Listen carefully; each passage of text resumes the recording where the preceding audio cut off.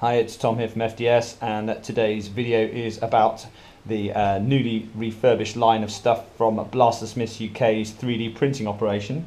And obviously some of you will have been aware that there was a shutdown for a while they upgraded their printer suite, and I've got some of the fruits of their labours here in front of me to talk to you about. And I want to also say a big thank you to all of those of you who've stayed subscribed to my channel over the summer.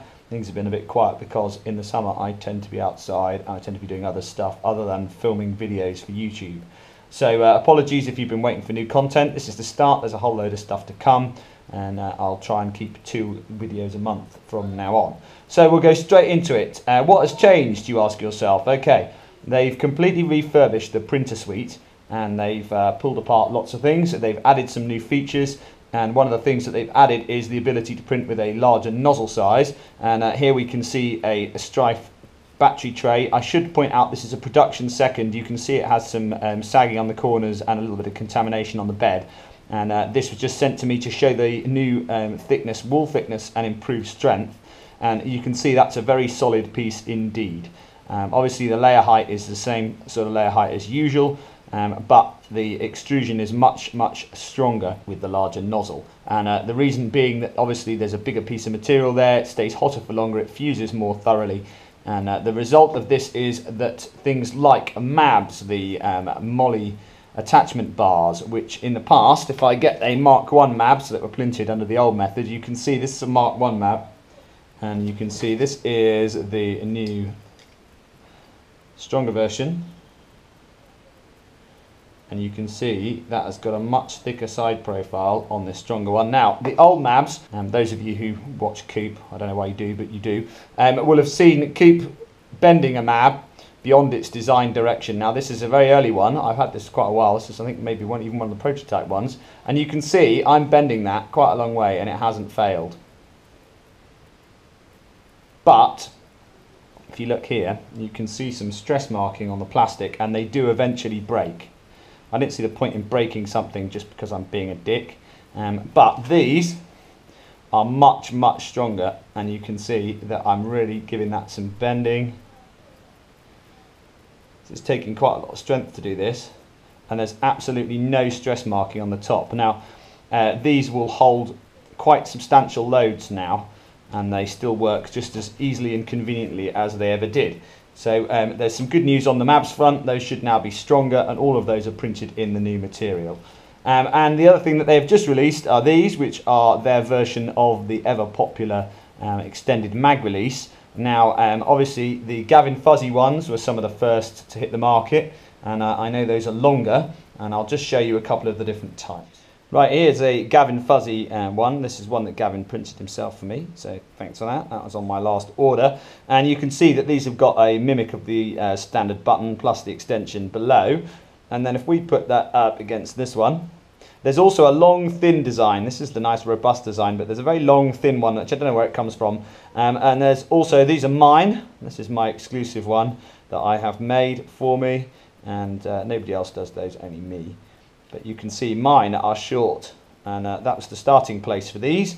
In the long thin ones, I don't know who makes those, but they're about that big. Especially when you get them from an agency printing service who don't think about infill and who don't care about quality control, all they want is to print something off. You are going to get, obviously Shapeways is the exception to that because they're expensive.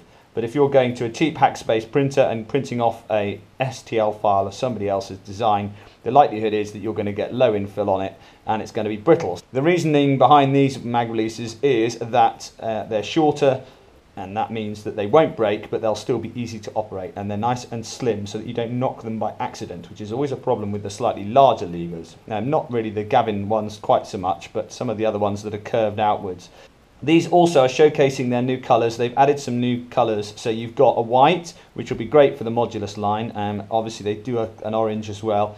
A brown, if you're a camouflage kind of guy. I don't know quite why anyone would want brown, but there we go. The forest green, which again match your camouflage.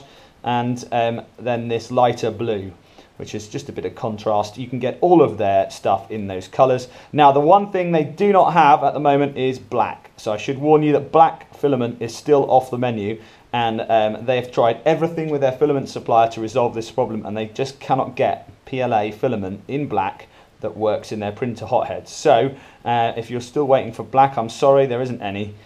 But do contact Blastsersmiths if you've got any questions about their service, and just use their email. I don't work for them. Obviously, this was a part of a load of stuff that I ordered. I'm going to pop one of these into a Stryfe so that you can see how it works. So there you have the new mag release switch fitted in place, and you can see that it fits neatly into the little well in there. Obviously, it's cosmetically not quite as perfect as Gavin's one, because it doesn't fill the void up here completely, which his does. That's one of the things I like about it. But it does not stick down as far as many of the other ones on the market, and it still has that intuitive left-handed. You can get a nice easy grab like that. You can also still do the thumb pop with your rev trigger finger like that, and you can see that's a nice smooth action. It releases the magazine cleanly, and it's holding it nice and tight.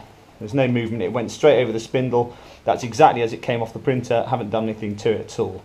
So and that's a nice little product, and they are producing a version for the Rapid Strike, and if you want further alterations to it, do pester them via email. That's sales@blastersmiths.co.uk.